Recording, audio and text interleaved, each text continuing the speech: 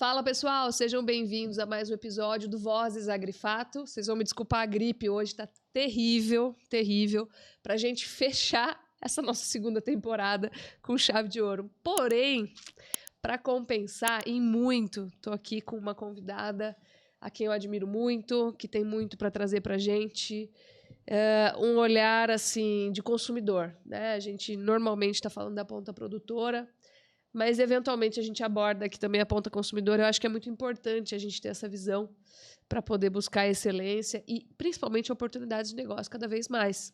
Então hoje eu estou aqui com a minha amiga Cris Rabaioli, ela que é estrategista para o mercado de carne e especialista em modernização de açougues para supermercados. Cris, que alegria te ter aqui. Nem me fala.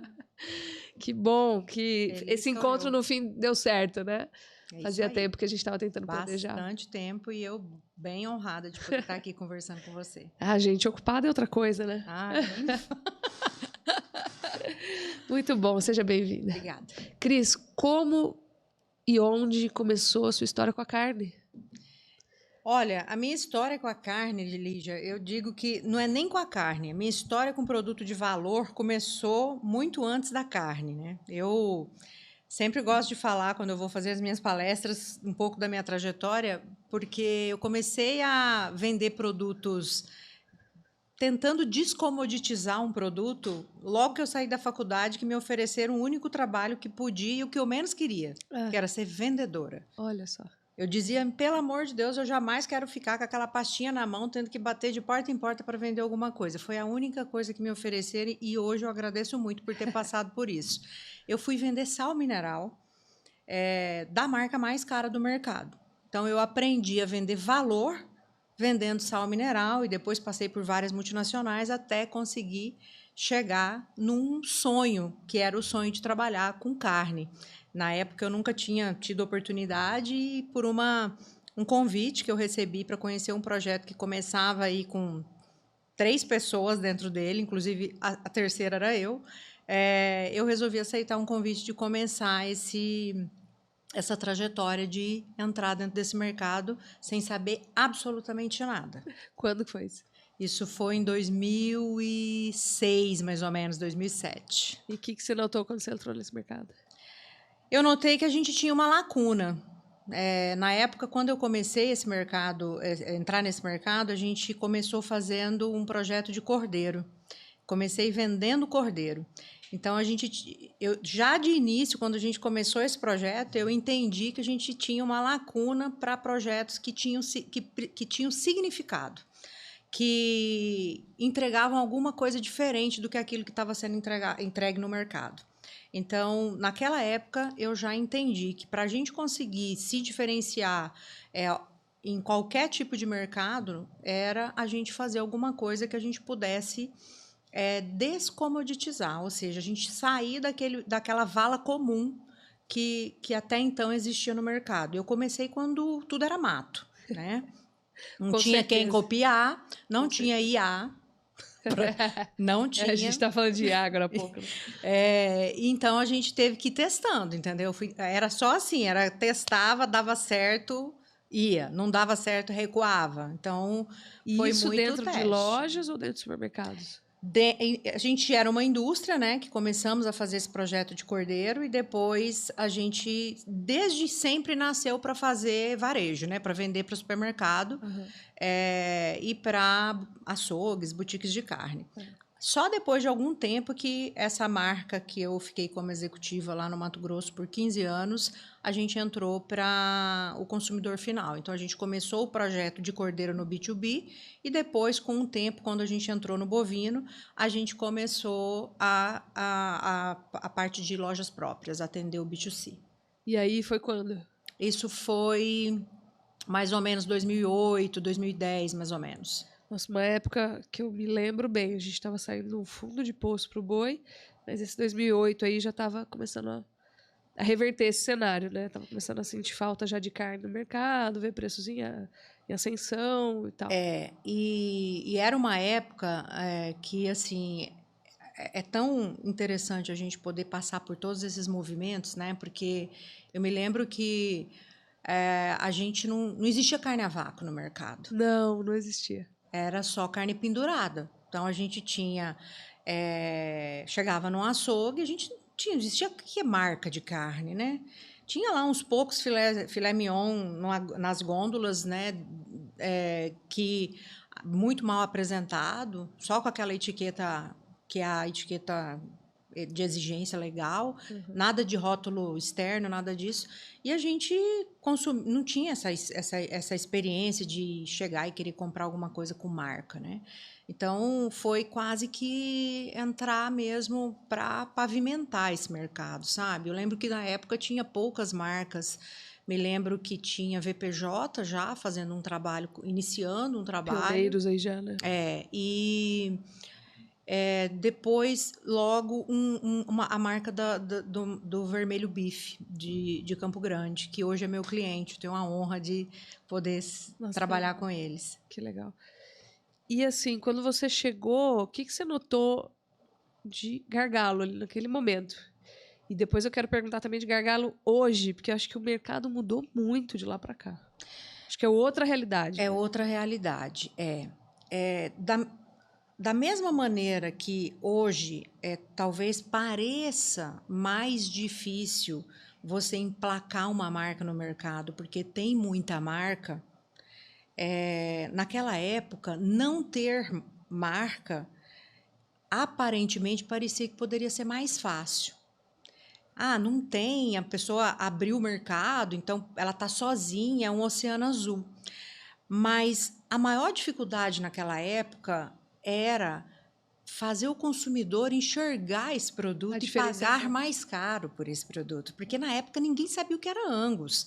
Eu me lembro de quando a gente entrou para o mercado da carne bovina, a gente decidiu também entrar dentro de um projeto já diferenciado, né, de que a gente pudesse ter algum ponto de diferenciação, que não fosse simplesmente uma commodity normal, porque senão a gente ia competir com os grandes frigoríficos, nós não iríamos conseguir.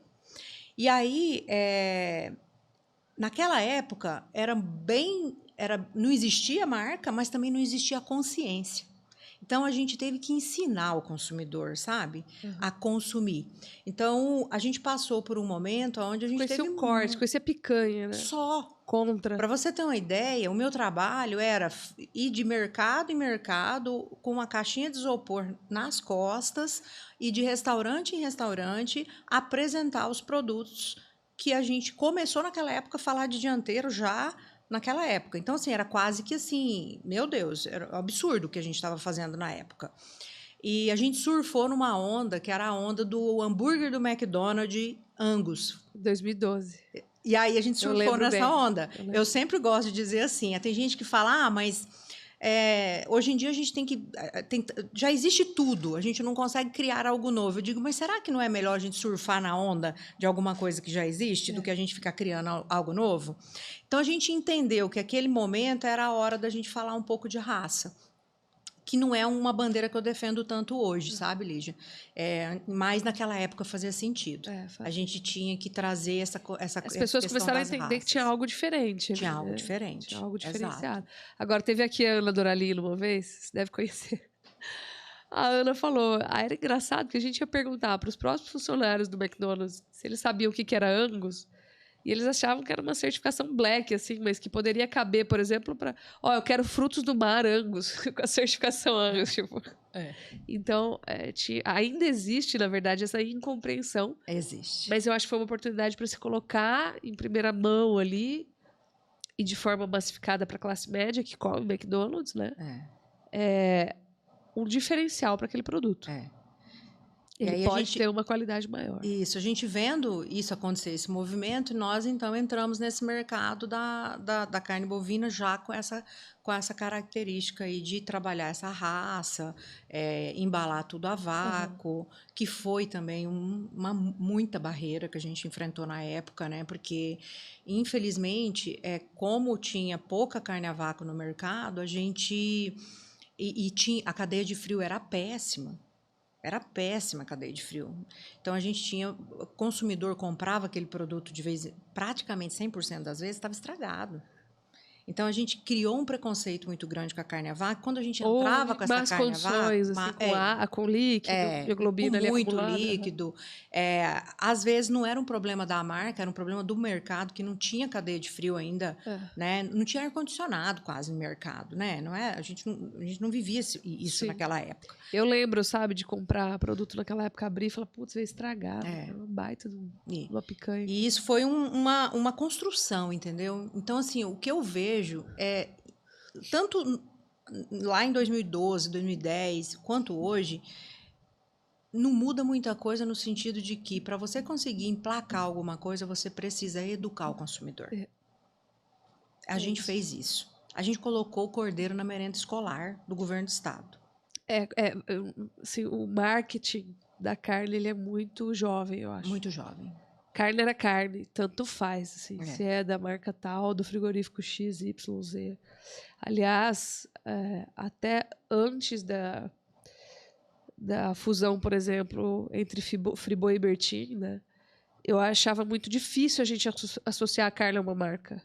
Tanto faz, era quase tudo do mesmo na percepção do consumidor. Eu tinha essa impressão. E aí, a partir disso, e até do fenômeno da fusão, porque eram duas indústrias enormes, e entrou uma corrida aí também por aquisições de outras empresas e tal. Não vou entrar nesse mérito, mas só para explicar. Eu senti que aí começou a se chamar atenção para uma determinada marca também. De forma indireta, por outros motivos, mas agora eu associo esse produto a uma marca. E aí meio que começou, mais ou menos, né? Não exatamente assim. Eu via algumas marcas já correndo por fora também, muitas vezes associada à raça, como você falou. Então, iniciativas de carnes de qualidade começaram a pegar ali alguma associação com marca também, por um motivo ou outro. E não só exclusivamente no mercado de carnes, mas ali, em 2012, mais ou menos, começou cerveja premium, cerveja artesanal, cafés premium, sei lá o quê. Então, já começou um movimento de gourmetização, vamos falar, de alguns alimentos. Eu lembro que um pouquinho depois, em 2013, começou, por exemplo, o clube de assinatura de cerveja. Então, vinho. Então, começaram alguns movimentos assim, de buscar um padrão, mas um padrão superior ali para determinados alimentos. E a carne entrou nesse radar. Como é que era a parte de... Bom, se não tinha tanta demanda, devia ser equivalente. Mas eu imagino a dificuldade de encontrar produto de qualidade.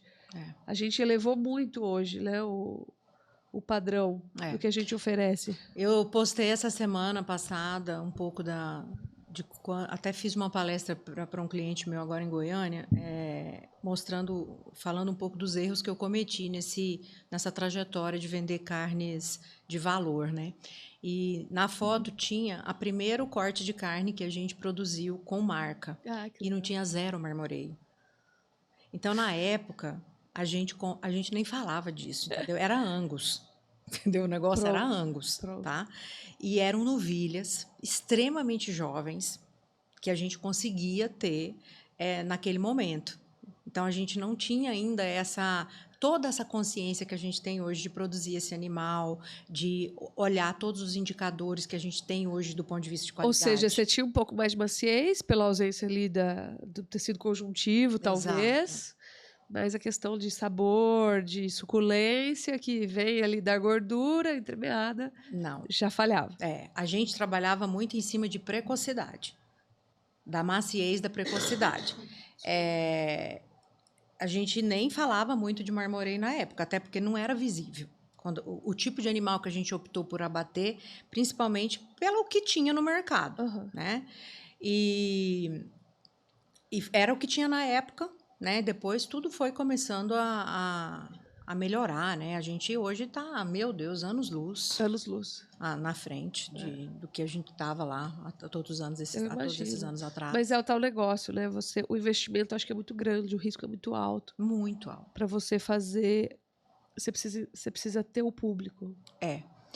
Talvez, Lígia, eu acho que nessa fase o público ele estaria na fase da maciez, assim, só, sabe? A gente estava tateando ainda esse público, né? Quando você falou agora há pouco na questão de marca, né? Da percepção do que do cliente em relação à marca de carne. Hoje, para você ter uma ideia, nós fizemos uma pesquisa no Paraná para desenvolver uma marca de carne lá, que nós entrevistamos aproximadamente 500 pessoas. Quando essas pessoas foram perguntadas qual é a marca de carne que ela consome no churrasco, 85% disse, não sei. Não sei. Então, a gente ainda tem... eu vejo muito isso como oportunidade, óbvio, né?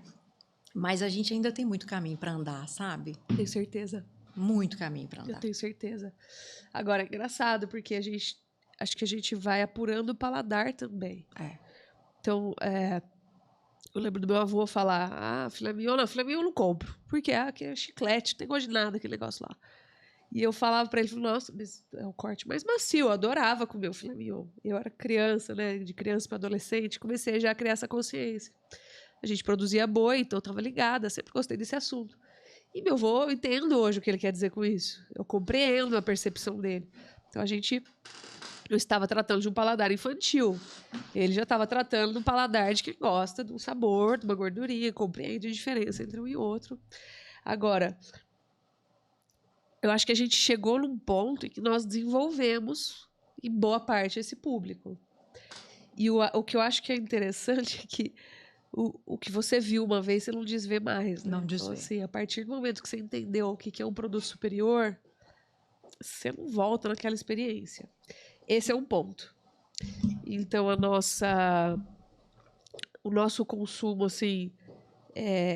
eu experimentei uma carne, eu vou querer voltar para experimentar aquilo de novo. Eu não consigo desver.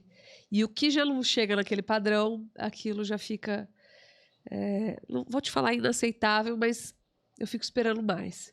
E você cria um público e ele não volta atrás. Ele pode voltar atrás até por uma questão de orçamento, mas acho que na questão do gosto, do sabor, da experiência, não. E uma outra questão é a gente também criar público por desejo, né? Por exemplo, passei aqui na frente de um supermercado conhecido aqui na região, outro dia, e estava lá.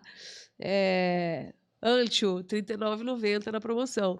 E, cara, imagina a qualidade desse ancho, né? O bife ancho. Deve estar com uma marmorização baixinha, deve ser um animal de qualidade mediana, né? Na promoção, talvez aí daqui a pouco esteja expirando, né? Essa carne já começa a passar, o pessoal está desovando. Mas eu estou no supermercado, passando na frente do supermercado, classe média, e as pessoas hoje entendem o que é um corte ancho. Porque se popularizou esse nome de alguma forma. Antes a gente falava de picanha, antes a gente falava de contra, agora nós estamos falando de ancho. Estou nem falando de chorizo, que vem antes, eu acho que até do ancho no mercado brasileiro.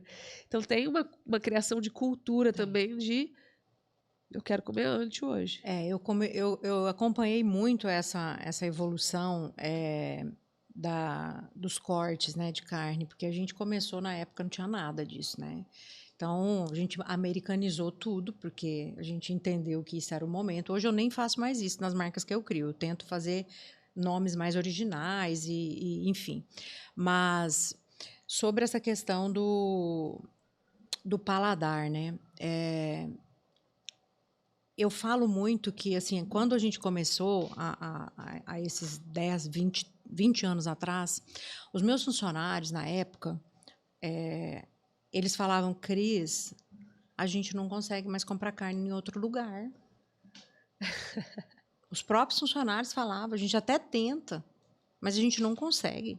A gente não consegue mais comprar carne em outro lugar, porque a gente comeu, experimentou, gostou, sentiu confiança. Então, eu acho que essa palavra, essa confiança, é a grande bola da vez que a gente tem. E eu acho que depois da pandemia ela ficou muito mais evidente, principalmente nessa questão da segurança alimentar. Então eu vejo que hoje a gente vive isso, a gente vive esse momento, sabe, de confiança.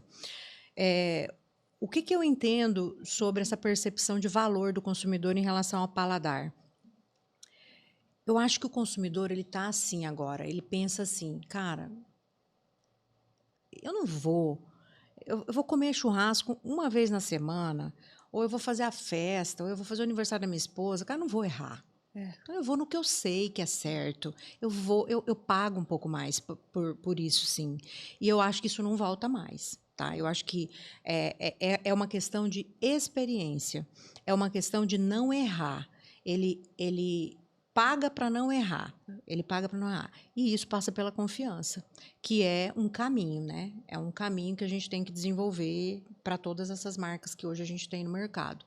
E quase sempre, aqui não dá certo é porque não trabalhou muito forte essa base, sabe? De realmente trazer a confiança. Pessoa que experimenta uma carne de qualidade, ele pode até, durante a semana, recuar um pouquinho.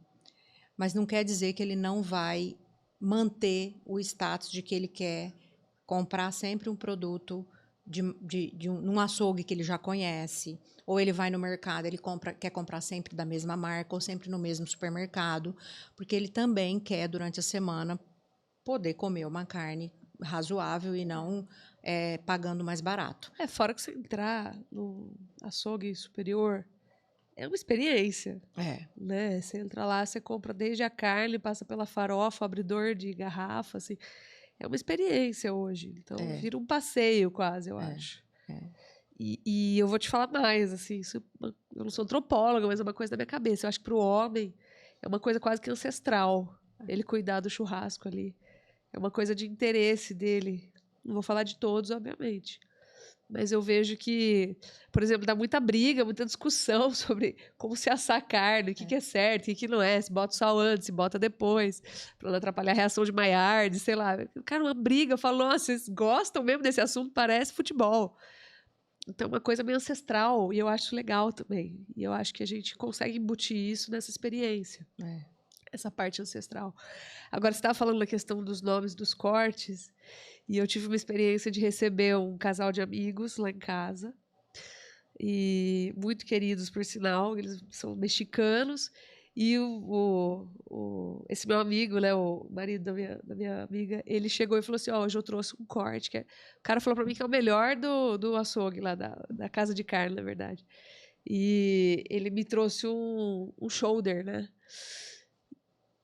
Na verdade, ele trouxe o flat iron. Ele falou, te trouxe um flat iron. E eu virei pra ele e falei, cara, você sabia que isso aqui é um corte de dianteiro? Imagina! Melhor corte que tinha na loja. Ele falou, que eu quero corte mais macio, mais saboroso, depois do filé mignon, que não sei o que, não sei o que lá. Eu falei, cara, é um corte de dianteiro. E o valor que a gente consegue agregar um corte dianteiro que antigamente a gente chamava de paleta. Que vem lá com uma nervatura no meio, você não consegue... Se você comer o negócio inteiro, fica ruim. A hora que você separa, num animal bom, fica um negócio fantástico. Ele não acreditava. Então, o que a gente promoveu, em boa parte, uma gourmetização dos cortes através da americanização dos nomes ali e de você buscar limpar melhor a peça. Claro. Então, vamos lá. Eu não estou mais falando de uma peça inteira e que eu preciso terminar e finalizar o trabalho em casa. E que vai, inclusive, tecido conjuntivo ali no meio pesando também. Então, eu tenho uma agregação de valor, mas eu tenho uma perda na hora que eu vou processar isso também, por isso que, né? Mas eu acho que tem um ganho também pela apresentação. Exato. Eu invisto muito em apresentação, assim. Eu falo que não adianta nada o pecuarista produzir um animal de excelente qualidade e quando chega na hora de industrializar aquilo, você não põe a roupa certa no cara, entendeu? Ele vai ficar com cara de que não vale aquilo que ele quer cobrar. Então, a estética do produto, ela é fundamental no processo de agregação de valor. Com certeza. E uma coisa importante também que eu sempre falo, 65% do sucesso dos projetos de marca de carne depende muito de para quem que você vai vender essa carne.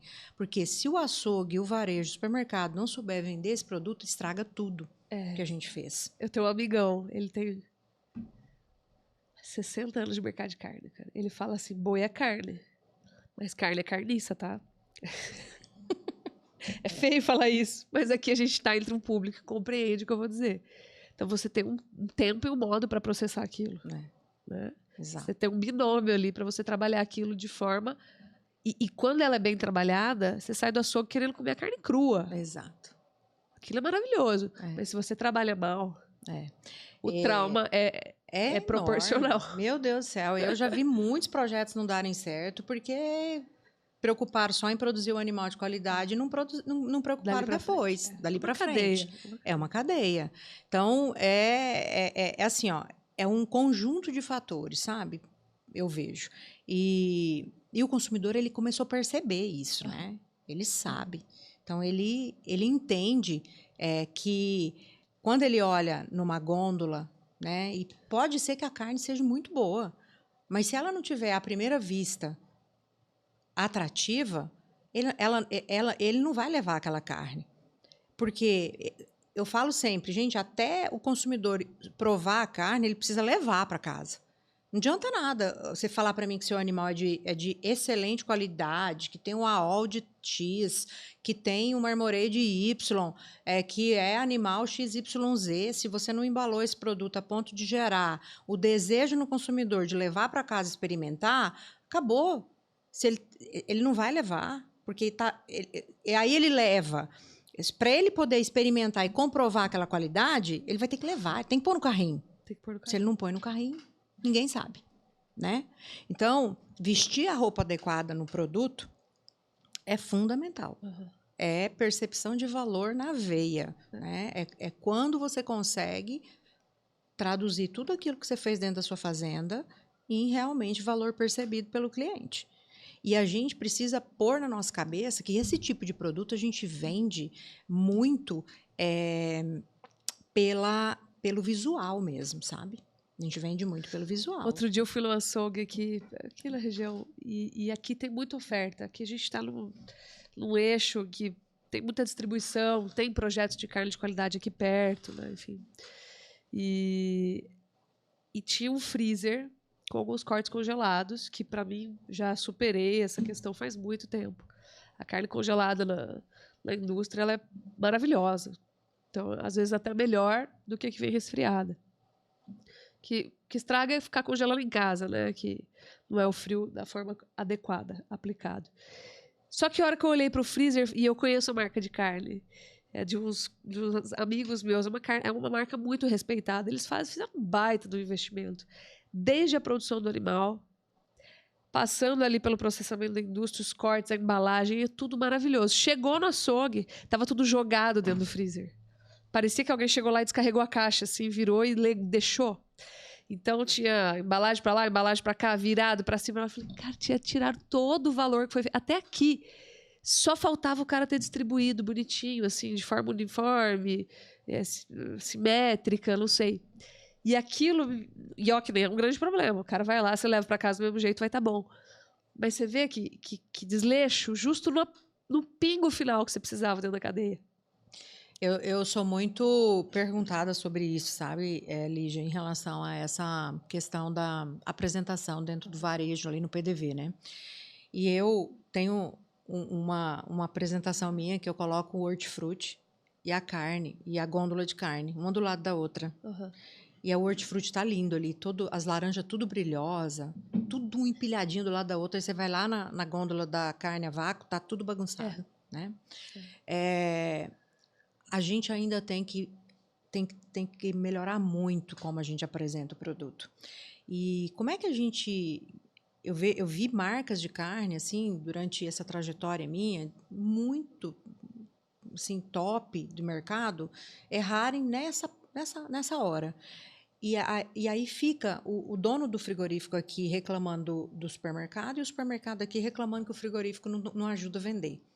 Então, falta ali uma figura que poderia ser um conjunto de forças de fazer com que aquele produto fique bem apresentado ali no ponto de venda, porque vai ser benéfico para a marca, que vai conseguir vender novamente, vai fidelizar, e vai ser benéfico para o varejo, que não vai ter perda. Isso. Porque se vai isso ter problema não com acontece... o produto, devolução. Eu tenho feito muito esse trabalho, sabe, com as marcas. Se não acontecer isso, o que acontece? Eu trabalho com supermercado, cara, se não girou, Lígia... O cara pode ser amigo, irmão, parente, o que for, ele vai tirar, cara.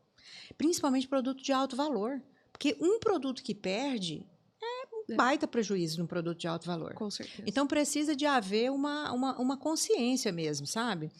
Você não vai pegar qualquer produto, um produto desse, e colocar em qualquer lugar. Eu falo muito, eu ouvi um podcast essa semana passada que trouxe um insight que eu acho bem legal, que foi feita uma pergunta para o CEO da Ferrero Rocher, por que não tem Ferrero Rocher em todo lugar? né? A gente às vezes vai para o interior, né? Vai no mercadinho ali, que a gente está passando umas férias, um veraneio, alguma coisa no Nordeste, talvez, e não tem Ferrero Rocher, cara. E aí ele explicou o seguinte: a filosofia da Ferrero Rocher é que quando você coloca o bombom na boca, ele derrete na boca. E aí, quando você começa a avaliar o mercado que tem hoje no Brasil, e alguns mercados, em algumas regiões, onde não tem uma estrutura ainda logística para chegar ao produto, não tem ar-condicionado no mercado, as gôndolas não estão preparadas para receber esse produto, você começa a perceber que quando você põe o produto num lugar desse, o cliente, quando compra, o bombom já está derretido. E a experiência, que é o bombom que derrete na boca, ela não existe. Então, a marca ela também precisa entender onde é o lugar certo dela estar. E, às vezes, por uma pressão muito grande de volume, você acaba tendo que pulverizar muito. E pulverizar para locais que, às vezes, não está preparado para receber esse produto. Então, eu gosto sempre de pensar o que você, como marca, né, pode analisar dos clientes que têm potencial hoje, que você já vende, e ampliar o seu mix ali, ao invés de ficar tentando pulverizar para todo lado, e às vezes você está forçando o encaixe. E quando você força o encaixe, cara, você não vai entregar experiência. E para um produto desse, se você não entrega experiência, você começa a perder eficiência. você perde eficiência. O negócio vai e volta. Não. Exato, exato. Quando você entra, por exemplo, num açougue de supermercado, o que você bate o olho e vê assim? Deixa eu checar aqui. O que te chama sempre mais atenção? Ou quais são os maiores gargalos? Ou onde costuma dar mais problema? A primeira coisa, eu faço um diagnóstico para o supermercado, normalmente, sabe? A primeira fase do meu trabalho para o supermercado é fazer um diagnóstico. É ir para o ponto de venda e analisar o perfil de compra do consumidor. Então, às vezes, eu vou em supermercado que não tem açougue e só tem bandeja, por exemplo, já está nessa fase de não ter mais o açougue. Ou, às vezes, eu vou em supermercado que tem uma gôndola, um balcão de atendimento enorme e que, por conta da mão de obra extremamente deficitária que a gente está hoje, começa a querer diminuir aquele açougue e investir no autosserviço. Então, a primeira leitura é: como é que você vende carne hoje? Né? Como que você comunica isso para o seu cliente? O seu cliente chega pedindo 1 quilo de carne para bife ou ele chega pedindo 1 quilo de coxão mole? Então, eu olho como é que é esse perfil de compra do cliente, como é que está hoje o padrão do produto dele na bandeja. Eu recebo muito assim: mas meu cliente não compra bandeja, eu não posso acabar com o meu açougue. Cara, mas aí quando eu chego, eu vou ver as bandejas que ele está no mercado. Eu falo sempre, é o bife Kinder Ovo. Na hora que você chega em casa, tem uma surpresa, cara. Aí vem a tal da desconfiança do cliente de comprar uma bandeja de autosserviço, porque eles nunca sabem o que vai achar. Então, quando eu entro com esse olhar, sabe? O que tá o gargalo, né? Onde que é o gargalo? Como é que nós vamos comunicar melhor? Para a gente fazer uma transição de um balcão de atendimento de açougue, o cliente está acostumado a ficar na fila para comprar a carne dele, eu preciso traduzir esse layout lá para o meu ponto de venda. Eu preciso entender como é que eu vou oferecer para o meu cliente o que ele precisa, o que ele necessita, para ele não sentir falta do açougue. Então, eu vou posicionar ali por modo de preparo. Então, eu vou ter um setor só de cubo, só de bife, só de moída, só de pedaço, porque o meu cliente tem o hábito de chegar no balcão e pedir pelo modo de preparo e não pelo tipo de carne. Então, é esse tipo de análise que a gente faz do mercado. E tem um caso bem interessante, inclusive ontem eu faço mentoria também, eu tenho um clube de inteligência, né, para varejo, para pequenos e médios. E ontem um dos alunos falou: Cris, mas eu quero muito fazer um investimento em bandejas, mas o meu cliente ele não vai comprar, porque ele fica só na fila, às vezes fica 40 minutos na fila esperando a carne. Diz, cara, eu já vivi isso em quase todos os mercados que eu entro, tem essa mesma dúvida. Meu cliente não vai comprar. Só que quando você faz um trabalho onde você investe em ponto de venda, você investe num rótulo legal, você tem um mix, um portfólio diferenciado, você tem uma qualidade do produto e você comunica... Não, e você sabe o que sai, porque o cara te pede... Exato. Se você conseguir fazer a apresentação do que mais sai, da forma como as pessoas mais te pedem, exato, você consegue fazer uma transição suave. Estou exato, pensando aqui, não sei. E aí, o que acontece? Eu tenho cases que, assim, 80% da fila do supermercado era pedindo carne moída de patinho. Ah lá. 80% Pronto, a tá fila. feito. A fila. Agora, se chega lá, às vezes, uma pessoa que não para olhar isso, aí, às vezes, implanta um projeto, o projeto dá errado, aí começa a falar mal da Você tecnologia. pega uma quantidade média ali. O Exato. cara quer um pouco mais, Aí pede 2 bandejas. Aí a gente investe na tecnologia de atmosfera modificada, por exemplo, que a gente entrega aquilo que o cliente do dia a dia quer. Porque a gente tem uma questão do cliente do dia a dia, ele quer frescor. O cliente vai no balcão de atendimento de açougue porque ele acha que aquela carne é fresca. Ele não sabe que, às vezes, aquela carne saiu de um pacote de vácuo. Não foi desossada, né? Ele acha que é fresca. Então, o que você tem que fazer? Você tem que entender que esse cliente do dia a dia, ele é sensível à cor. E eu preciso, então, entregar essa cor para ele. Como é que eu entrego cor? Hoje a gente tem, meu Deus, a tecnologia de atmosfera modificada é fantástica. Essa tecnologia de embalagem e iluminação. Exato. É isso aí. Então, a gente faz essa leitura para entender. Então, assim, tudo resume em entender o consumidor. Você sabe que uma vez eu tive com meu marido, né? Meu marido era de aviação. E ele é chileno. E lá no Chile, eles não têm essa cultura de carne que a gente tem aqui. E fora que eu sou do mercado, ele não, né? Então, a gente foi lá no Italy. E tinha um açougue dentro do Italy. E tinha uma carne muito bonita lá, tal. A gente comprou. Na hora que a gente saiu da porta, ele deixa eu ver a carne de novo. Ele falou, por que a carne mudou de cor? Porque a iluminação é para você comprar, meu amigo. Até isso. Até isso. Até isso. Pra...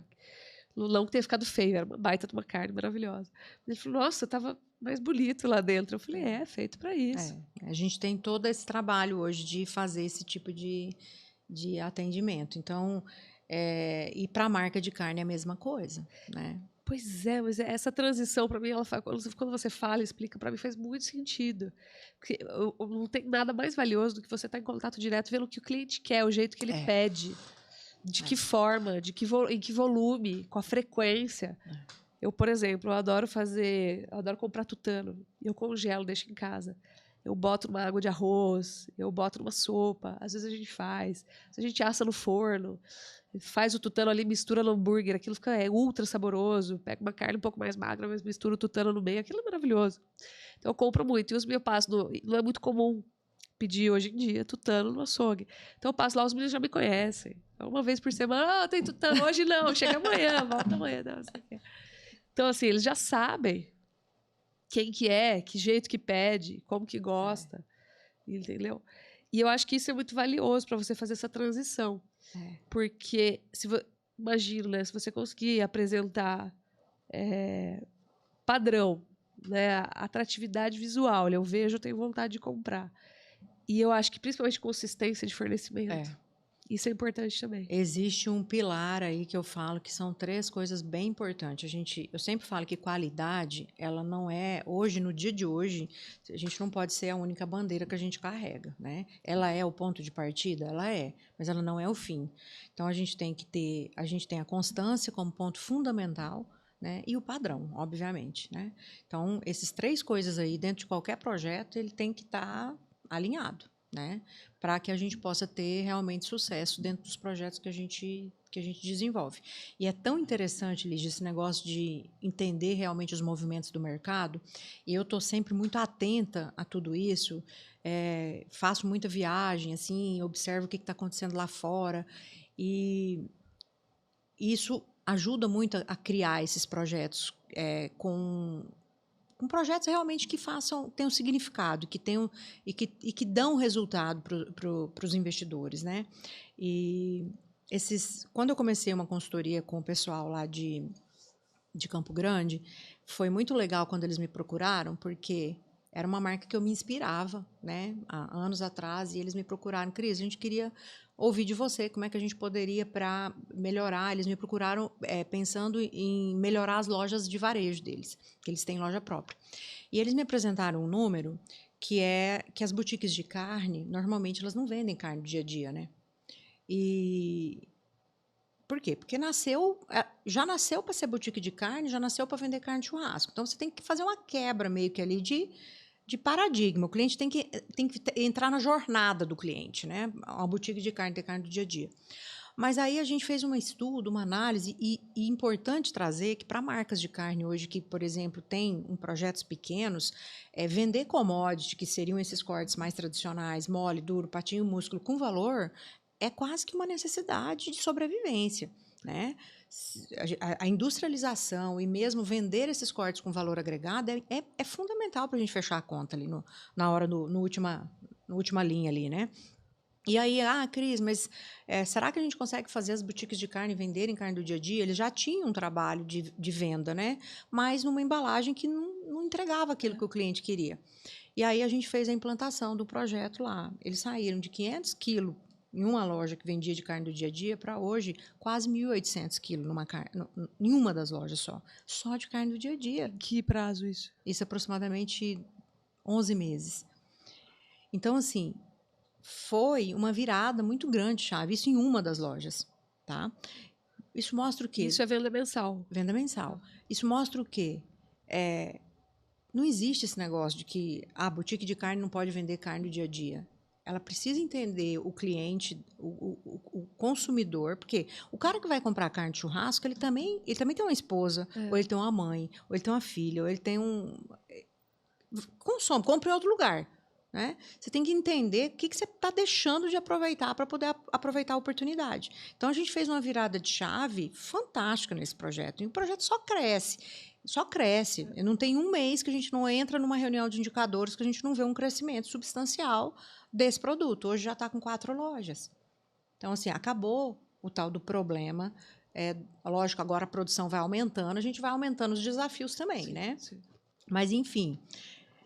a gente tem que entender que cada consumidor ele exige uma característica de um projeto. E eu acho que hoje a cadeia, se você tiver, como você falou, o frio bem estruturado, você consegue criar opções. Então, normalmente, vamos comprar uma carne domingo, a gente sai da missa e vai assar lá em casa. Ai, que gostoso. Vamos aproveitar, já vou comprar carne da semana para não ter que voltar no supermercado. Então, você pode comprar cortes que já vêm congelados, por exemplo, da indústria. Né, que eu acho maravilhoso, assim. Você tira um dia antes. Eu tenho defendido muito essa bandeira da carne congelada, sabe? É prático. Você tira do freezer, bota na geladeira pro dia seguinte. Vai descongelando devagarzinho lá, no dia seguinte tá maravilhoso. E o mais engraçado de tudo é que a maioria das pessoas compra a carne resfriada para congelar. Pra congelar. Em casa, né? Mas comprar no varejo congelada... Exato. Mas é pela aparência. Porque a carne congelada, ela tem uma aparência esquisita. Até a cor. Fica com uma cor mais escura, etc. Mas se você compreender e conhecer o produto, eu acho que você quebra essa barreira pela praticidade da questão do dia a dia. Ou, até com embalagem de atmosfera controlada, você tem uma durabilidade maior dentro da geladeira. E aquilo você consegue segurar 1, 2 dias e já programar ali o começo da semana. Então, isso é muito interessante. E eu entendo que os açougues começaram a trabalhar um pouco melhor esse movimento. E aí, trabalhando, talvez, com porções menores, né, saindo um pouquinho da boca ali do balcão, talvez, ou pedindo mesmo. Aí já vem porcionado em bandeja, normalmente. Porções menores e já picadinhas ou moídas, ou do jeito que você quer. É o movimento da gente entender, vender solução, né? A gente não vender produto, né? Então, quando você consegue vender solução, você consegue mudar a regra desse jogo. Né? E a carne congelada e as pequenas porções são tendências muito fortes, né, do varejo hoje.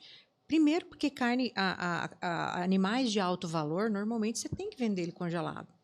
Né? O giro ele não é tão grande a ponto de você conseguir ter segurança de deixar, por exemplo, uma carne de maior valor numa gôndola. Então, todo dia ali à disposição. Exato. Então, o congelado ele é quase que fundamental para esses projetos de marca de carne. E aí vem também a questão da comunicação, né? Que nós temos aqui como influenciadores talvez um grande papel nesse processo todo, né? Que é a gente desmistificar muito do que se fala de carne congelada, né?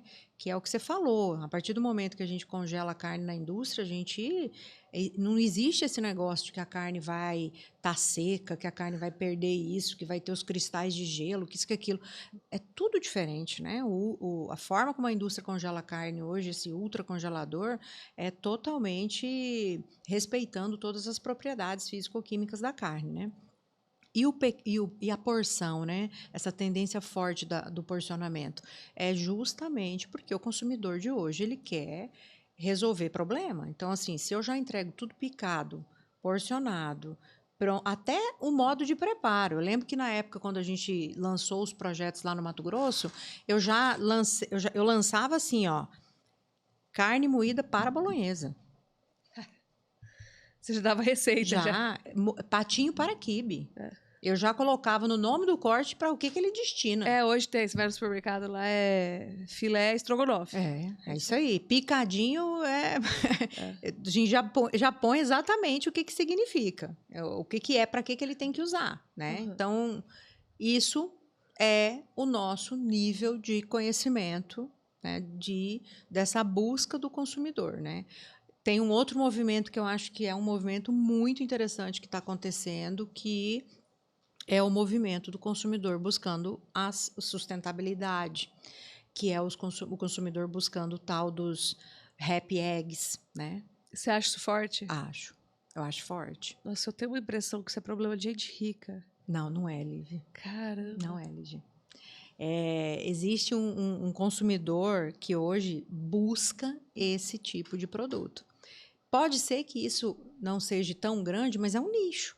Não, com né? certeza. É um eu nicho. enxergo como um nicho. É sim. um nicho. Mas isso está muito ligado, talvez, mais à percepção de bem-estar animal, Sim, sabe? com certeza. Por quê? Porque a pegada que você pode ver desses produtos são os animais criados soltos. Sim. Então, criou-se, né, na cabeça do consumidor, que não venha ao caso a gente debater tudo que a gente sabe que falam aí, né, da pecuária, mas criou-se na cabeça do consumidor uma ideia de que animais criados soltos sofrem menos, né?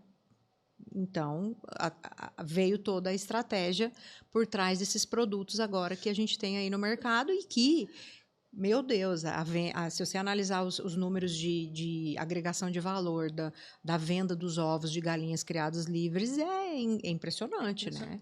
É impressionante. Uma virada, né? Só um detalhe, né, daquilo ali. Então, existe, sim, esse consumidor. Às vezes me pergunto, Cris, mas o consumidor vai pagar mais caro por isso? Você vai de uma caixa de R$8 a vintena para R$30, R$38. O consumidor vai pagar mais caro na carne, por exemplo, de animais criados soltos ou carne a pasto? Essa é uma resposta que eu ainda não consigo te dar. Uhum. E eu não consigo dar para ninguém, mas eu tenho uma linha de raciocínio. Eu acho que a gente pode pensar no raciocínio do seguinte: será que ele vai pôr no carrinho de compra qual das marcas, se elas estiverem no mesmo preço? A que está comunicando isso, de que os animais são bem criados, estão soltos, é a pasto ou a outra? Pois é, agora eu vou te falar o meu olhar, mas o meu olhar não é um olhar médio, tá? A hora que fala pra mim carne criada a pasto, eu falo, não, pode parar. É dura? Não, não é que é dura, é que assim, a gente tem hoje 75% do gado sendo produzido a pasto, ou seja, você está defendendo uma coisa que na média já é a maioria já faz. É a história de escrever na caixa de ovo, contém ovo. Isso. Então, basicamente, eu olho e falo assim, claro, eu tô generalizando, tá, gente? Eu sei que tem os animais terminados em confinamento, a gente sabe que tem operações exclusivas a pasto, a gente sabe que tem uma diferença de terroir. Vamos... Só que assim, de modo geral, uma carne comum, vou falar uma carne média. Tem uma que tá comunicando e a outra que não. Vamos partir desse princípio para você entender minha visão. Eu falo assim, cara, quem fala que tem tá se livrando do problema, porque hoje a gente tem essa produção a pasto. Entendeu? E ela é feita de uma forma... Então, eu sou defensora, obviamente, do nosso setor. Mas eu entendo o que você está querendo fazer. Porque esses dias eu vi eu adoro a Julima, né? A chefe. Adoro ela de paixão, ela é maravilhosa. E esses dias eu estava conversando com ela estava se preparando para fazer o debate com os 30 veganos lá, cara. Aquilo que aconteceu ali, não foi um debate. Aquilo ali é um ataque, né? Ataques pessoais. Muito difícil a integração do debate porque ali. beira fanatismo, né? Ideologia. Não, Não dá para você Eu acho debater com gente que tem ideologia. Naquele nível específico daquele debate era fanatismo total, É. assim, absoluto. Não tinha. O que você quisesse falar não ia entrar ali, não adianta. Que nem a outra, que outro dia estava debatendo o aborto, fala assim, mas não é vida. Não, é um ser vivo, mas não é vida. Eu falei, nossa, meu Deus, como assim, cara? Que chamou tanta atenção que chegou em mim. Eu falei, gente, eu já vi esse vídeo aí umas 12 vezes. Não me conformo. Como assim, cara? É ser vivo, mas não é vida? Não, não é vida. Mas é um ser vivo? É um ser vivo, mas não é vida. Então, tá bom. Chegou nesse nível, ou seja, eu não quero te escutar. Só que aquilo ali é um laboratório interessante para você entender que tem os radicais, que se importam muito com isso, e tem os que não se importam, mas que talvez tenham a mesma percepção dos radicais. Então, assim, cara, eu gosto de carne. Como o animal viveu, pra mim tanto faz. Tem gente que é assim. Né? Por quê? Porque a gente é um país ainda pobre, com uma classe média gigantesca. Nível cultural é muito diferente, Exato. né, dos outros Minha preocupação países, é comer carne. Porém, eu sei que a carne polui. Você tá entendendo? Eu já associei esse fator. Então, essa eu acho que é uma barreira muito grande, que é da gente se livrar dessas pechas sem ter que se mostrar limpinho enquanto o resto ainda é sujo, entre aspas. Entendeu? E eu acho que, por exemplo, é um trabalho que fizeram muito bem na Austrália e no Uruguai. O MLA e o governo do Uruguai, eles fizeram um trabalho muito positivo do ponto de vista de imagem da sua própria carne. Com certeza. Esse tempo atrás, eu fui numa feira em Anuga e eu olhei como o Uruguai estava se apresentando na feira. Cara, fantástico. Fantástico. Esse que é o nosso desafio, eu acho. Porque mesmo para quem não tem isso como um diferencial ainda, talvez um dia vire. Porque as pessoas acreditam nesses pontos. Igual a ideia do frango, o meu não tem hormônio. Eu falo, puxa, amigo, mas assim, não faz isso comigo. A portaria do mapa proíbe a utilização de promotor de crescimento. Então, não é você que é limpinha, é todo mundo, vamos lá. Então, para me livrar, acho que era esse o resumo da minha posição. Só que a gente precisava fazer um trabalho interno, eu acho. Muito eu também forte, acho. Muito forte. Eu também acho. De que a gente está economizando pastagem, de que a pastagem sequestra carbono, de que o animal, cara, que sofre, ele tem a carne dura. É muito mais profundo, né? Toda essa análise. Outro dia, uma questão que as minhas filhas me trouxeram, nossa, mas o animal, a gente mata o animal, né? Abate o animal, e aí ele sofre. Comecei a explicar, falei, olha, filha, animal que sofre para morrer, ele tem uma carne muito ruim. Essa não é mais uma carne que a gente queira comer. É uma carne dura, com uma coloração ruim, né? É uma carne que depois ela dá trabalho para ser comercializada. Então já parte daí. Eu acho que isso é tão evidente, por exemplo, no mercado de leite. Vaca estressada não produz leite, ponto. Então, vocês vão falar para mim que a vaca sofre lá, estupro, confinada. Tal. Não, ela não vai produzir. Eu vou ter um problema para rentabilizar meu negócio. E essa é uma realidade que a gente não consegue transmitir na carne, muitas vezes. Eu falo muito que a comunicação, a gente falha muito, né, na comunicação. Pois é. Agora, você vai criando esses mercados de lixo altamente rentáveis, em que você tem uma diferença aí astronômica entre um ovo comercial, por exemplo, e um happy egg. E é astronômica mesmo. É astronômica. É astronômica. É que nem comprar ovo importado, assim, né?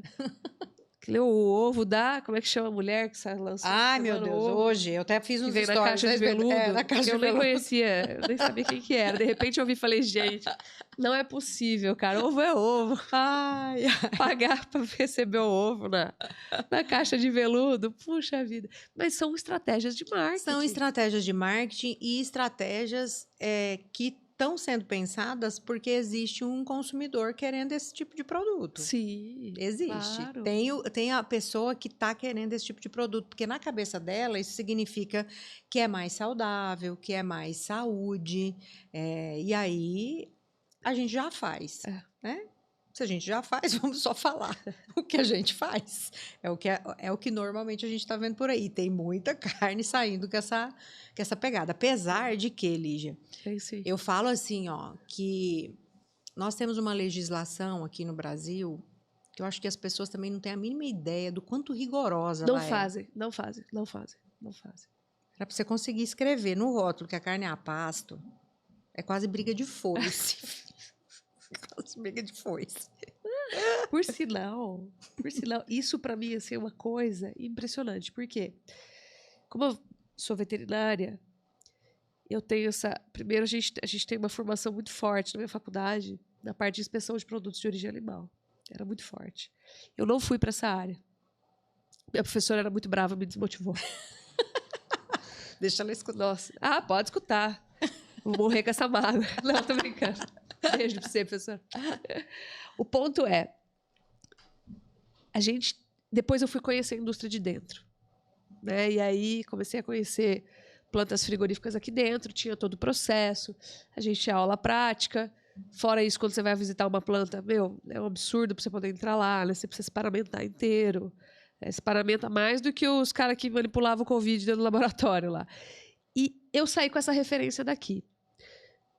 Quando eu comecei a ir para fora e visitar as unidades processadoras lá fora, e eu falava, ia para a Austrália, ou sei lá, para os Estados Unidos, e saía do confinamento, ia visitar a indústria, eu falava, vocês não vão fazer lavar o pé aqui antes de entrar?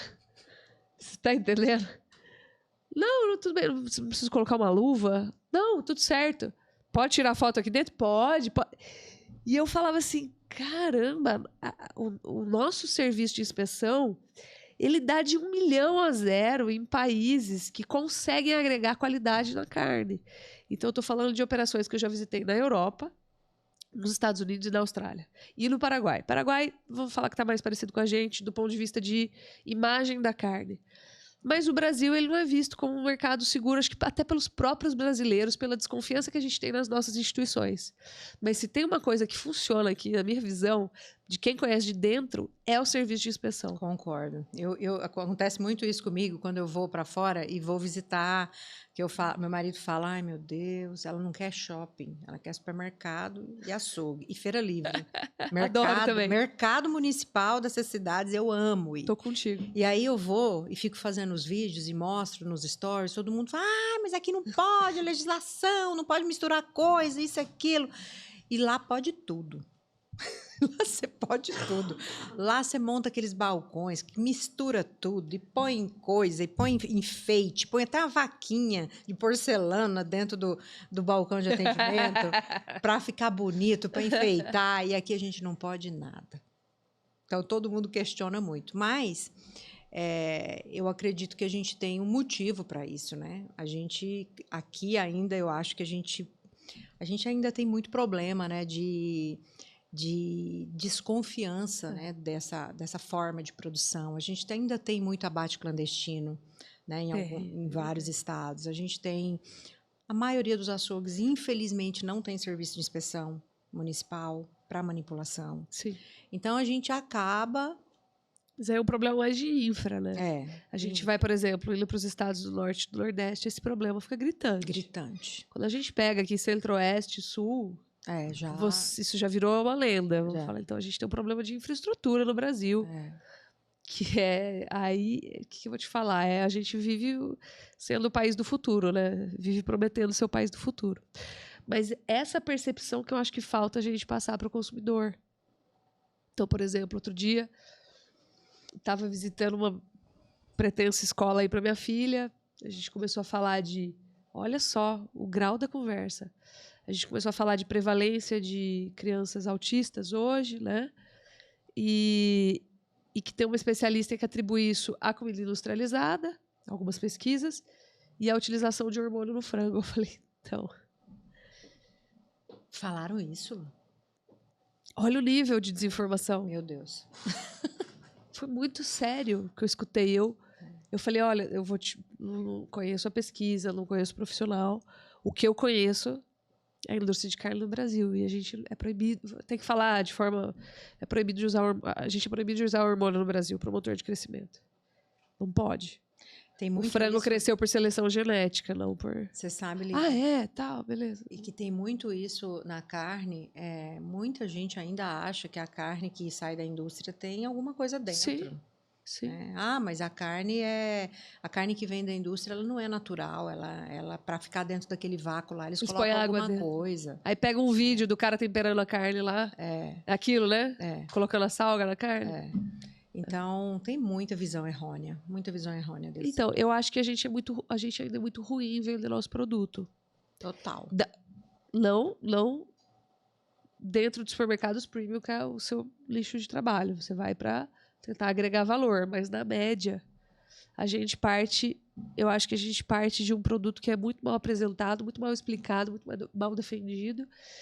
E é uma coisa que eu acho que a gente gosta, como humanidade, assim, a gente gosta muito de viver como é que chama? No tétrico, né? Então, assim, olha, colocaram um tal ingrediente ali que vai matar todo mundo, fica todo mundo apavorado, né? É uma lenda É o urbana. efeito manada, né? Efeito manada.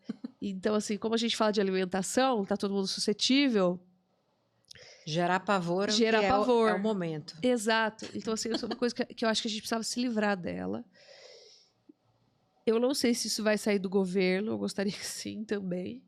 Afinal de contas, a gente contribui né, para bancar tudo como setor, mas eu vejo que os próprios produtores estão tendo, isso já é uma realidade, que colocar a mão no bolso para fazer o marketing do seu produto. É. Eu confesso para você que todas as marcas que eu não entro sem uma estratégia de marketing de agência por trás, porque eu já digo de cara. Cara, se você acha que você vai colocar seu produto no mercado sem você ter uma estratégia de marketing por trás, esquece, cara. Você não vai conseguir fazer. Então, a gente tem que começar a trabalhar tudo desde da ponta. Então, todos os projetos que eu entro, a gente tem sempre esse trabalho de trazer a parte de planejamento estratégico focado naquilo que aquele produto precisa para entrar no mercado. Tá. Então, toda a parte de mostrar toda a parte de produção, de como é que tudo se resolve, toda essa parte da indústria, falar dos serviços de inspeção. Então, a gente faz um trabalho muito forte em cima disso, sabe? E eu atribuo a isso o sucesso dessas marcas. Hoje eu tenho mais ou menos umas 10 a 12 marcas de carne dentro do meu portfólio de criação e, graças a Deus, nenhuma fechou. Está todo mundo ativo. Isso começa regional, muito local.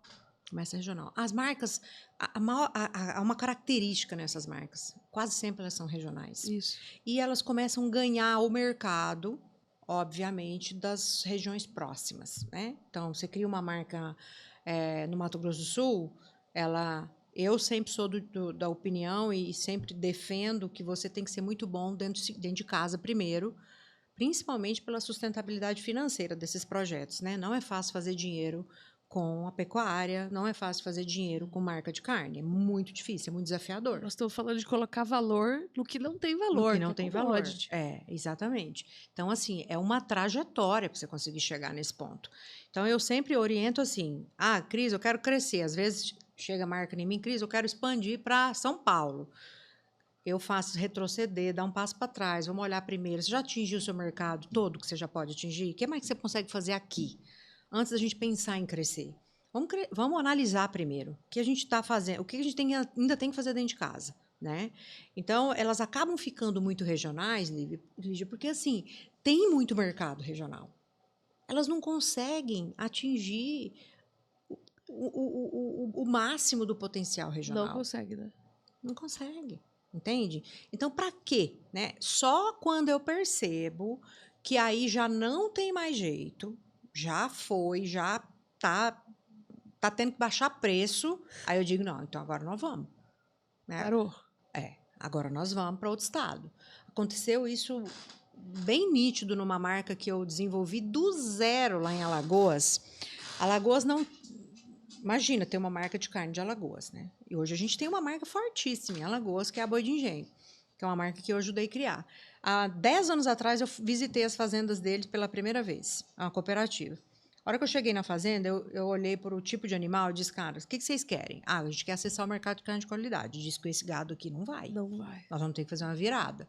Apresentei toda a estrutura de como é que eles tinham que se organizar na fazenda para poder produzir. Eu não atuo muito dentro da porteira, mas eu sei que tipo de animal que eu preciso para poder chegar lá na gôndola. Sim. Então, eu faço orientação. E aí a gente conseguiu fazer um projeto, eles fizeram a virada do rebanho, depois de 3, 4 anos eles entraram em contato comigo, fiz a marca de carne deles. Hoje eles já estão em todos os estados em volta de Alagoas. Aumentaram a produção super, assim, eu acho que eles já estão... Você pega capitais ali, vai. Aí já não dava mais, entendeu? Alagoas já não dava mais. Primeiro que tem um poder aquisitivo que é baixo, né? Então você tem um número muito mais limitado de oferta. né, em função do poder aquisitivo. É, Aí quando você o poder começa tendo aquisitivo que alto, vai, mas você tem uma É. limitação ali para tem aquela uma faixa. limitação, tem uma limitação. Então a gente analisa tudo isso antes da gente pensar em fazer as expansões. E por isso que a maior parte das marcas elas ficam regionais. Tá. Quase sempre é por esse motivo. Elas É, e ficam aí a dentro da logística casinha começa a não deles. compensar. A etc. logística fica dificultada demais, né? Principalmente para esse tipo de produto. Ao mesmo tempo em que a grande indústria tem uma dificuldade de fazer esse produto também, porque precisa É. de escala. É um cisco esse produto dentro da grande indústria. Normalmente, eles veem esse produto como um chamariz. É o que dá visibilidade para a marca. Ah, Quase sempre é assim que eles uma enxergam. linha especial. É, quase sempre é assim que eles enxergam.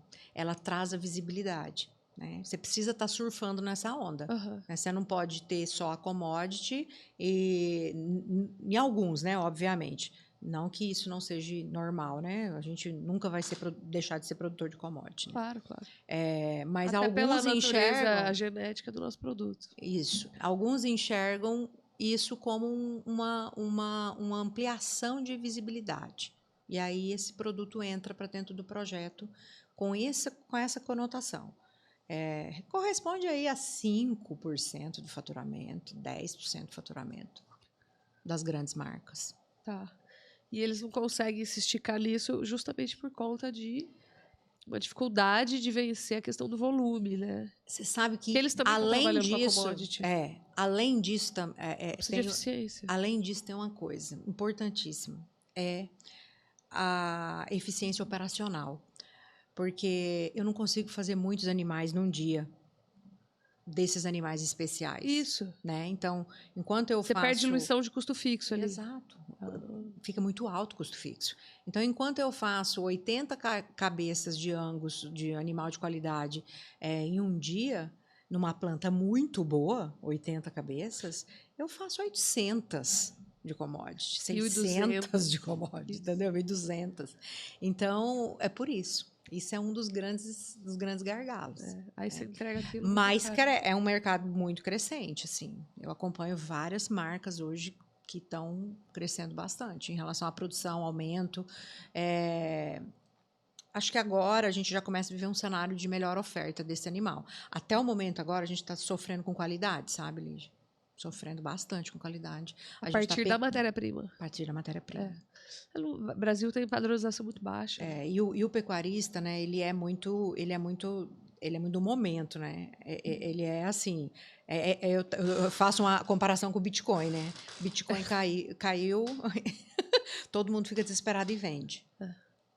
O pecuarista começou a cair o preço, ele não vai investir. É caixa, né? Ele não vai investir em qualidade. É caixa, Cris. Ele olha só pro caixa. Exato. E tem hora que o caixa aperta, sem dúvida. É desesperador. E aí o que acontece? A gente hoje sofre essa apagão, a lacuna. Né? Só quem tem produção própria está conseguindo ficar legal, mas quem está tendo que comprar no mercado, eu faço projetos hoje que tem o sistema de avaliação de carcaça, né? E aí a gente está vendo a quantidade normalmente de animais Prime, Choice mais, normalmente ficava entre 15% e 20% de um lote. Uhum. Eu não estou tendo mais esse animal. Eu estou tendo animal só mais comum. Esse é um papo que eu tive recentemente. A gente participei de uma conferência online e a pergunta era, nós criamos a demanda. Então eu tô lá na entrada do supermercado com uma oferta de bife ancho no supermercado de classe média e classe baixa. Bife ancho. É um corte muito específico. Chegou na classe média. O que eu faço agora que a oferta miou? Como que a gente faz para aproximar de novo esse distanciamento que hoje existe? Hoje existe um gap entre pessoas que querem consumir e a qualidade que eu não consigo oferecer. Existe. Aí você tem problemas de fornecimento, né? De confiança no fornecimento. Você oferece um dia, o cara vem buscar no outro, você não tem mais. E aí a pessoa não volta mais. Consumiu, gostou, mas aquilo não cria um hábito, né? Você não consegue embutir na rotina. Que é um dos grandes fatores de sucesso, né? Você ter frequência, né? Isso. Constância. Confiança nessa constância, né? E esse é um ponto que eu acho, assim, como que a gente chegou até aqui? Talvez a indústria não tenha premiado as operações aí de gado de qualidade. E agora tá todo mundo querendo, não tem. E isso passa muito também pela seguinte situação, né? A indústria, ela usa um argumento de que adianta eu pagar mais se eu não consigo agregar valor para vender mais caro na ponta, né? Mas a maior parte das indústrias não consegue fazer isso porque não tem as estratégias certas.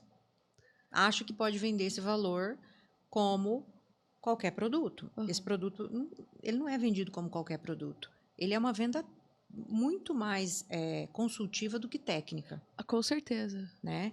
E aí o que acontece? Eles treinam os vendedores que vendem a commodity vendem esse produto e não conseguem vender. Aí tem um corte ali. Aí o que acontece? Produto resfriado, começa a dar validade, você vai lá e tem que baixar preço. Aí não dá rentabilidade. Vira quase que um círculo vicioso, entendeu? Então não vou mais produzir. Porque é muito fácil ficar na zona de conforto ali, né? De vender só aquilo que realmente não dá trabalho, né? Hoje eu tenho feito um trabalho de andar aí para algumas marcas, fazendo treinamento de equipe comercial, cara. Ensinando a vender realmente produto de alto valor.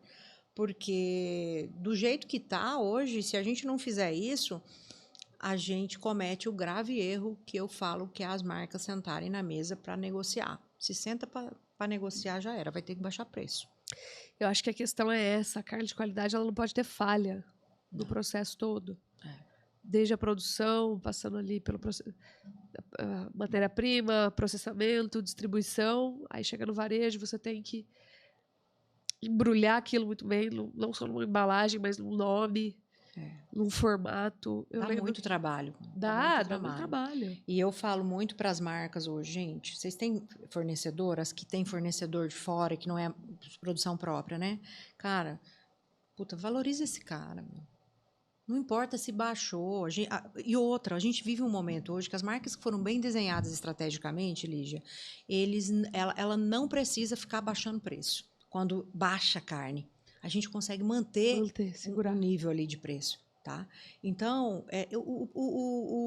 ela não precisa ficar brigando por preço com o produtor, entendeu? Ela pode estabelecer um teto para tentar manter esse cara ainda produzindo para você.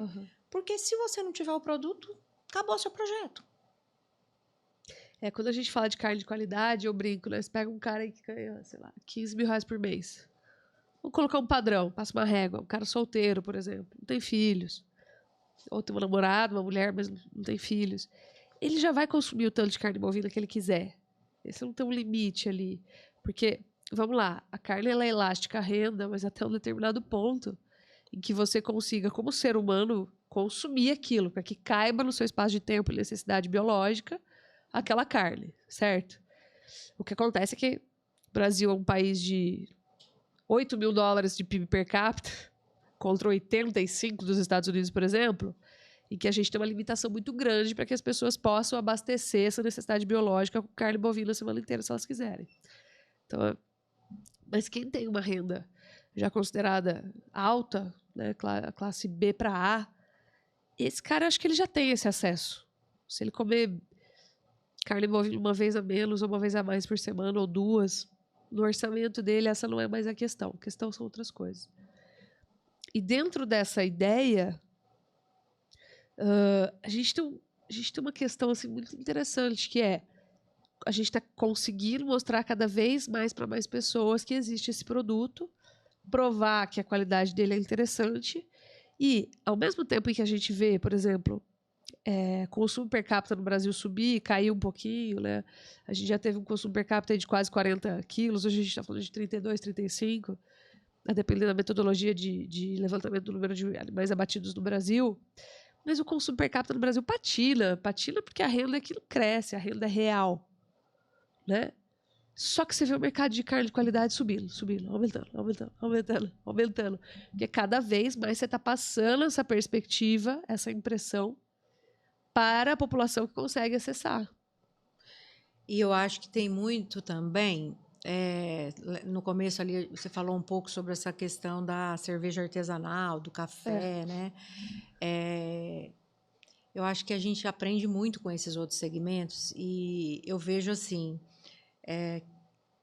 a gente hoje senta para degustar café, né? Eu acho que a carne ela tem essa carne de qualidade, ela está vivendo esse momento. Aham. Eu carrego uma bandeira hoje que é coma menos e melhor, porque eu acredito que esse é um movimento que a gente, para esse tipo de produto, é um movimento muito forte, assim, sabe? As pessoas, quando elas vão fazer um churrasco agora, elas elas não compram mais uma quantidade absurda de carne para sobrar e tudo mais, até porque carne está cara, Opa. né? Então ela se dá o direito de comprar um corte melhor e não ficar totalmente Aham. empanturrado, né? E comer realmente menos, fazer a degustação da carne. Sim. E é muito legal quando você vê, por exemplo, as pessoas sentindo orgulho quando chega no churrasco de dizer, ah, olha, hoje tem carne tal, hein? Nossa, hoje tô podendo, hein? Para mim, esse é o final, entendeu? É quando... Esses dias me fizeram uma pergunta assim, Cris, como que eu sei que a minha marca atingiu o status de diferenciada? Eu digo, se você tirá-la do mercado e alguém sentir falta. Ah, isso é legal. Eu acho Gostei. que é isso, entendeu? Esse é o caminho, na minha opinião, de construção de valor em marca de carne. E para isso existe método, né? Não é simplesmente ir lá produzir um boi bom, Sim. colocar em qualquer embalagem, simplesmente Mas colocar você no sabe que mercado. faz sentido, né? Você, por exemplo, você tem uma carne com nível maior de marmoreio, ela te dá uma saciedade com um volume menor que você precisa consumir ali ao longo do churrasco. Isso é fato, né? Então faz muito sentido você comer menos e melhor. Isso é presente na ração do cachorro. Então você sabe que você come uma ração porcaria, o cachorro come mais. Você compra uma ração mais adensada, nutricionalmente falando, ele come menos. É a mesma coisa. A gente tem o sistema digestivo mais parecido com um carnívoro, por exemplo, do que com o herbívoro. Muito mais. Então a gente vai na mesma linha, mesma coisa. É isso. Bom, isso é realidade também na produção de bovinos, por exemplo.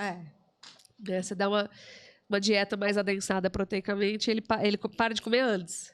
Se você dá uma dieta pobre em proteína, ele continua buscando se saciar e até o fim do dia a gente tem que arraçoar mais vezes. Né? Mas isso eu acho muito interessante. E eu gosto de trazer isso para o produtor, porque eu vejo que o produtor ele fica um pouco perdido justamente no que você trouxe aqui, que é o comportamento do caixa. Mas eu vejo muitas iniciativas de animais de qualidade genética começando a verticalizar para a carne de qualidade também.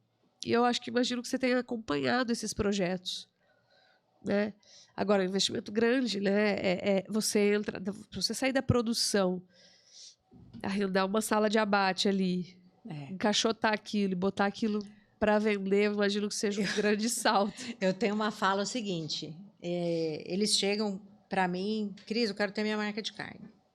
E não é só produtor, é produtor que tem outras profissões. Uhum. Esse tempo atrás eu atendi um grupo de médicos que tinha um hospital e que queriam ter a marca de carne deles. Aí eu chamei eles para... Eu faço normalmente meu trabalho, ele se resume em 2 fases. A fase 1, que eu falo que é um brainstorm, onde em 4 reuniões eu tento fazer o cara desistir. Eu trabalho quanto meu patrimônio. Mas é minha missão, entendeu? É levar a verdade. Eu não iria dormir tranquila se eu não falasse pro cara tudo que é desafiador. Se depois dessas 4 reuniões o cara ainda quiser continuar, eu digo, não, então tá bom, agora vamos seguir. Não, eu imagino que quebrar esse negócio é muito traumático. Ninguém quer estar envolvido nisso. Nossa Senhora. É uma perda sua pessoal no longo prazo. Meu Deus do céu, eu não dou conta. Aí eles vieram e falaram, Cris, a gente tem uma marca de carne. Eu disse, tá, mas por quê? Ah, porque a gente quer diminuir a quantidade de plantão que a gente faz. Falei... Você vai trocar o plantão para perder o sono, tá? Já começou errado. Mas na terceira reunião, eles ligaram para mim e falaram, tem jeito de a gente ajoelhar? Nós não queremos ter marca de carne, não. Nós não vamos dar conta. Disse, então, assim, ó, a gente precisa ser muito realista em relação a isso, né? Quase sempre, quando chega para mim um grupo de produtores ou um grupo, confinamento, cooperativa, diz assim, eu quero ter uma marca de carne. Mas eu pergunto, por que você quer ter uma marca de carne? A primeira resposta vem, é porque eu quero ficar livre do frigorífico que eu vendo hoje? Já é já me balança. Aham. Porque não é por isso. Não. Entendeu? Não é por isso. Tem muitas outras coisas que talvez ficar com o frigorífico é o melhor É caminho melhor. para ele. Né? Então eu A faço. dor de cabeça é muito grande. Exato. Eu lembro que o Alexandre Negrão, da Fazenda Conforto. Conforto, ele me procurou alguns anos atrás, exatamente querendo isso. Fiz 2 reuniões com ele. Ele disse, me salvou. Deixa pra lá. Eu disse, o que vai ser isso? Num cisco do seu negócio, né? Então, enfim, a gente passa por essa importância de você ser realista dentro do setor, sabe? Eu acho que tem que ser realista. É um mercado muito difícil, é um mercado que você não consegue facilmente colocar uma marca no mercado, principalmente pela percepção ainda do próprio consumidor em relação a pagar mais por um produto. Na cabeça do cliente, carne é carne. Hoje, o que eu tento fazer é desmistificar tudo isso, que realmente carne não é tudo igual, você não pode pôr tudo no mesmo balaio, né? E quem quer ter esse movimento, quem quer fazer esse movimento, precisa entender que ele pode começar um projeto pequeno, Lígia, ele pode. Se ele tiver um frigorífico para terceirizar perto da fazenda dele, se ele tiver uma unidade de desossa para terceirizar, eu gosto sempre de fazer uma curva de aprendizado. Não vamos fazer investimento em desossa agora? Vamos tentar terceirizar? Você vai entender o mercado, você vai passar por aqueles primeiros momentos. Às vezes você vai perceber que não era. A gente tenta prever um monte de coisa dentro da minha consultoria. Mobilizado muito alto. Muito alto. São sonhos, é dinheiro, né? É tempo, é tudo que é colocado em jogo. Então, o caminho, eu sempre tento fazer o possível para fazer eles enxergarem, a tentar dar um passo bem pequeno, inicial. E outra coisa, são muitos problemas que podem dar ao mesmo tempo. Enquanto você está aprendendo um, o outro tá dando pau também. Aí você precisa aprender o outro também ao mesmo tempo. Devagar absorvendo. Né? E o mais importante é que quando você começa uma marca, você cria uma, por exemplo, se você decide fazer uma unidade de desossa, por exemplo, terceiriza o abate, tem unidade de desossa. Tá, e aí agora? Como é que eu começo a vender, né? Então, você tem toda uma estrutura, você tem que criar, você tem que entender qual que é o mercado que você vai realmente querer atender. Então, eu começo sempre o contrário. Eu sempre gosto de pensar o produto para o cliente, para não ter que depois correr atrás de cliente para o produto. Eu sempre penso. Então, primeiro, onde que nós vamos, né? Em que tempo? Aí, outra coisa bem importante. O pecuarista que chega para fazer um projeto de marca de carne, cara, a primeira pergunta e a primeira coisa que eu faço é olhar a fazenda dele, entender quanto que ele tem de animal. Porque, às vezes, ele vem, eu tenho 50 por mês. Mas tal mês falta. Tá, mas e aí? Então, como é que nós vamos fazer? Vamos comprar de fora? Né? Então, a gente tem que fazer realmente um mapeamento da originação, de quanto que ele tem para entregar, né, no decorrer de X anos. Então, é um trabalho muito complexo, assim, sabe? Para tentar fazer o possível para minimizar os fatores de risco. Né? Eu já passei por tudo isso. Eu tive que criar um mercado que, teoricamente, ainda nem existia. Então, eu consigo entender um pouquinho o que você não tem que fazer. Lógico que a gente tem que aprender todo dia é diferente. Cada dia eu aprendo uma coisa, em cada mercado que eu tô é um aprendizado, entendeu? Os mercados são muito diferentes. Brasília é muito diferente de Goiânia, que é muito diferente de São Paulo, que é diferente do Nordeste. Tem as questões regionais também, que são fortíssimas. Fortíssimas. Fortíssimas, fortíssimas. E se você renegar isso, você corre o risco de fazer um projeto insustentável. Então, não é coisa que é da minha cabeça. A gente tem que analisar cultura, né? A gente tem que analisar hábito de consumo, per capita. Com certeza. Para dar certo, tem muita coisa para poder fazer. Com certeza. Ô, Cris, e qual foi a mudança assim, na estrutura familiar? Se você pegar aí de quando você começou, de 2006 para cá, e o que isso acarretou de mudança na apresentação de produto, assim? Eu queria voltar para o varejo. Eu acho o varejo, para mim, é um oceano de conhecimento assim, que eu não tenho, só como dona de casa, né? Então, a gente está muito focado na parte da produção, até o processamento. Depois, quando eu olho para o varejo, assim, eu vejo, acho... Olha, deixa eu falar uma coisa muito pessoal. Eu acho muito gostoso de observar o varejo, porque eu não vejo muitas pessoas, muitos produtores preocupados com o que o consumidor está querendo dele. Então, quando eu olho ali, falo, cara, acho fantástico, né? Quando a gente observa as possibilidades. Então, assim, e aí eu vejo essa evolução também nas estruturas familiares, as pessoas estão comendo mais fora, né? Tem que vir tudo mais prontinho para mim mesmo.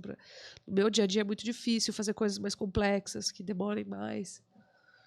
Apesar da minha família ser grande e sair da média. Eu passo sempre por uma visão, assim, que eu gosto de colocar lá na pirâmide de Maslow, assim, sabe? Porque eu acho que é naquela pirâmide ali a gente consegue responder muita coisa, assim. A gente tem o cliente que compra ali por inspiração, a gente tem o cliente que compra por necessidade, a gente tem o cliente que compra por funcionalidade.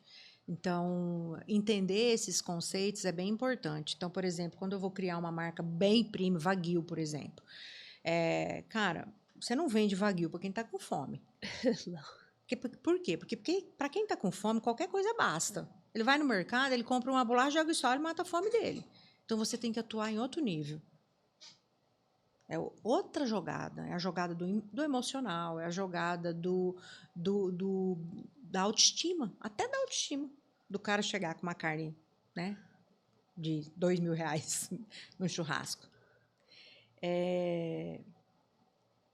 E aí a gente tem a dona de casa, né, que é a que está hoje... A base da nossa estrutura familiar, a mulher trabalhando, voltando, né, a sair do home office, voltando para o mercado de ter que ir trabalhar. Muitas famílias deixando de ter as funcionárias do lar, tentando buscar produtos um pouco mais prontos, para ela deixar pronto no domingo, para ela conseguir deixar a comida toda pronta para a semana, já prontinha, pré-pronta. E o varejo tendo que entender que ele tem essa missão de ter esse produto para atender essa necessidade da dona de casa. Então, hoje, eu sou uma consumidora que quem me entregar... eu sou apaixonada no alho descascado. Você acha que eu olho o preço de quanto que está o alho descascado no mercado? Não. Eu não olho. Por quê? Porque ele resolveu um problema meu. O problema é que eu não gosto de descascar alho, eu não gosto do cheiro. E o impacto dele no orçamento também é relativamente baixo, fala sério. Então, assim, é entender realmente essa jogada, né? O que cada setor, o que cada público realmente está buscando, né? Dentro da sua casa hoje para consumir. Mas você acha que teve uma alteração e uma busca maior por porcionados? Demais, mas assim, infinitamente. Hoje as pessoas querem primeiro experimentar muito mais coisa. No churrasco, hoje a gente está vendendo meia picanha.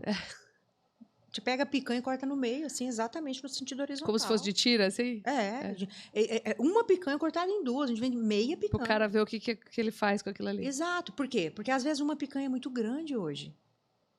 A pessoa quer comprar a picanha e quer comprar um steak de ancho, né? E aí, isso eu falo muito para o supermercado, se ele não tem açougue, ele precisa pensar esse produto, porque senão o cliente dele vai olhar a carne a vácuo lá e vai pegar um pedaço de contrafilé ou de ancho, de chorizo desse tamanho aqui, de 1,5 kg, que normalmente a gente vê por aí, e aí ele vai falar, não vou levar isso não, vou lá no açougue. E lá, pelo menos, ele corta uma fatia. Isso. Então, o que eu faço? Eu olho para isso e digo, nós temos que criar uma linha de porcionado de churrasco para o supermercado. Temos que criar a marca própria, que é um movimento bem forte hoje. A marca própria de carne do próprio supermercado. Então... E o churrasco, ele vem em etapas, né? Agora isso, agora aquilo. E uma coisa legal também que eu tenho percebido e que eu falo muito com os meus clientes é assim, a gente também tem, dentro de um horizonte de marca, a gente não precisa ter só o premium, a gente pode ter o intermediário, que não é uma segunda marca, mas é um intermediário. Um intermediário onde você tem um preço melhor. Por quê? Porque a gente pode fazer o churrasco entrar para a cesta de compra do cliente todo dia. Ele pode fazer uma maminha de forno. Pode, opa. Né? Por que não? Com certeza. Então, essa é uma estratégia de portfólio. E essa estratégia de portfólio é pautada exclusivamente em quem compra. Agora, você só vai conseguir fazer isso com carne de qualidade. Se você pegar carne ruim, você não vai conseguir. Outra coisa que eu percebi na Europa agora, e eu tenho feito em alguns trabalhos já começando a fazer aqui, seção do supermercado só para single portions. Cara, um pedacinho assim para aquela pessoa que quer comprar um pedaço só para ela mesma, para o solteiro, sabe? E passa pela redução de desperdício. E passa pela sustentabilidade. Você está deixando de jogar fora um produto, né? A gente sabe Com o quanto certeza. que desperdício de alimento é sério hoje, né, no país. Com certeza. Agora eu queria te fazer uma pergunta pra gente finalizar. Qual que é o teu corte preferido? Eu tenho um box que chama Escolha da Cris. Show. É só corte do dianteiro. É a paleta, é a ponta de peito, que eu adoro, que acho sensacional. E eu gosto muito também do miolo da paleta, que é o bombom ali, eles chamam picanha do dianteiro, né? Picanha do dianteiro. Eu tenho esse box como um box que eu escolhi para mim. Então, em algumas marcas, eu coloco ele como escolha da Cris. Então, são cortes nada convencionais, que as pessoas ainda não se arriscam a comprar, infelizmente. Sim. Mas que, para mim, entrega tudo, assim, sabe? Eu não faço nenhum churrasco... Raramente eu chego num churrasco com carne tradicional. Eu sempre chego com aquela carne que a pessoa jamais pararia para pensar em comprar. E quando ela come, ela fala, que carne que é essa? Eu digo, é essa. Ah, não é possível. É possível. É possível, porque aquele clichê que não é um clichê e que é muito real, que o animal de primeira não produz carne de segunda. É o menos óbvio, né? É muito real, né? É muito real. Indo pro extremo disso, uma vez eu assisti o Chef's Table com o Dario Cecchini, aquele açougueiro italiano, e ele conta que a família dele era de açougueiros, né? Então eles, claro, naquela época, né? Ele é o senhor, eles... Eu estive lá agora na macelaria dele. Macelaria Cecchini, né? E ele fala assim, o açougueiro come, ou pelo menos naquela época comia, o que sobrava. Porque o que tinha de melhor era para vender. E o que sobrava era miúdo. Então eu cresci comendo miúdo. Aquilo para mim era... E quando eu fiz 18 anos, meu pai me deu uma bisteca fiorentina de presente. E eu fiquei maravilhado com aquilo, fui experimentar pela primeira vez. E quando eu comi a bisteca fiorentina, qual não foi minha surpresa? Que de fato era muito bom, mas me faltava o sabor. E eu achei aquilo extremo, né? Não é a mesma coisa que uma carne de dianteiro. Mas ele falou, me faltou o sabor. E eu estava acostumada com aquela explosão de sabores que vem dos miúdos. Então é interessante isso, a gente se adapta a um paladar quase, mesmo dentro do mercado da carne, quase que infantil. Claro, sem tirar o mérito dos cortes de traseiro, sem tirar o mérito da comparação que a gente tem entre um miúdo e uma carne de dianteiro, claro, mas só para destacar que a gente tem 1000 possibilidades, desde que a gente esteja disposto a buscar um bom produto, fazer o preparo correto, né, e apreciar aquilo. Exato. Eu acho que é isso aí. A gente vive um momento, e eu acho que é um momento da democratização do consumo, sabe? Porque a gente pega um animal de tanta qualidade assim, você pode fazer uma carne um coxão mole de churrasco, né? Que uma pessoa que teoricamente não tem o poder aquisitivo para comprar uma picanha, pode comprar um coxão mole e fazer de churrasco. Perfeito. Né? Então, por que não a gente também não democratizar esse consumo da carne de qualidade com os cortes que a gente não são churrascáveis, mas que a gente sabe que pode ser? Claro. É isso. Com certeza. Perfeito. Obrigada pela presença. Que delícia de conversa. Maravilhoso. Muito bom. Excelente. Espero que a gente tenha mais uma para continuar te investigando aí, porque eu sou muito curiosa. E tudo que é desrespeito ao nosso mercado, assim, para mim é fantástico, o universo. Eu também. Eu sou uma apaixonada. Né? À toa que estou fazendo já 25 anos aí de mercado e não tenho a intenção de sair dele tão facilmente, não. Maravilha. Vamos junto, que precisar. Promulgando a carne de qualidade e trabalhando em cima da coma menos e melhor, né? Teus contatos, onde a gente encontra você? Instagram, Cris_Rabaioli e LinkedIn, Cristiane Rabaioli. Maravilha.